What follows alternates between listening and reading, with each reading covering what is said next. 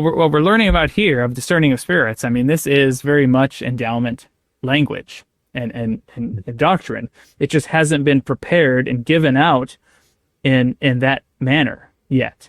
So these ideas are coming forth saying, okay, how do you actually discern spirits?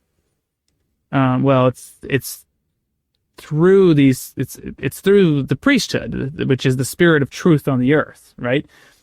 God calls a prophet. There's a priesthood order. That is now the source of truth, God's mouthpiece on the earth. You can use that source as your light for discerning truth.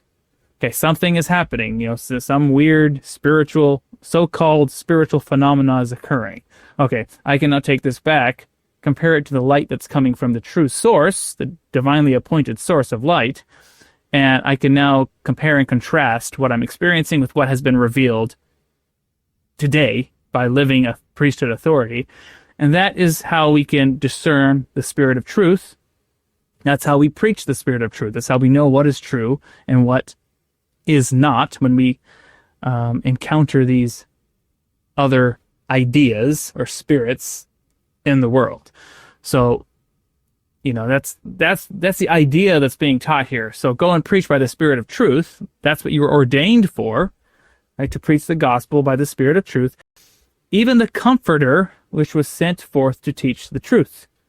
Okay, so the Comforter, meaning the witness of Christ, the witness of the resurrection, is the Comforter, right? The Spirit testifies of the Father and the Son of the resurrection.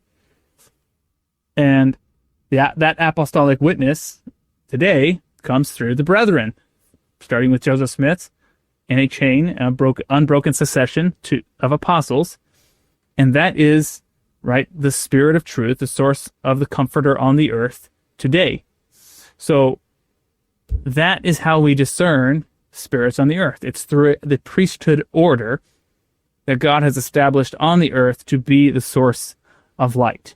And if you are preaching in some other spirit that is inconsistent with the brethren, you're preaching in a way that is not of God. And that is the spirit of truth.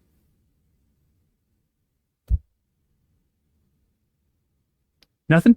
You ain't got nothing? Well, no, I thought you explained it quite well. I was on a roll, man. I'm fire right now. You were on a roll. That's what I was going to say. I didn't think I needed to add anything. When I was eating that popsicle right before we started airing, I knew it was going to be a good episode. That ice pop, man. It set you off. I started feeling it, man. It might just be the sugar rush, but I don't know. Apparently, that's the secret. We're going to have to do that before each recording going forward. 'Tis the season. Hit that like button, leave us a comment, subscribe to the channel. We really appreciate it.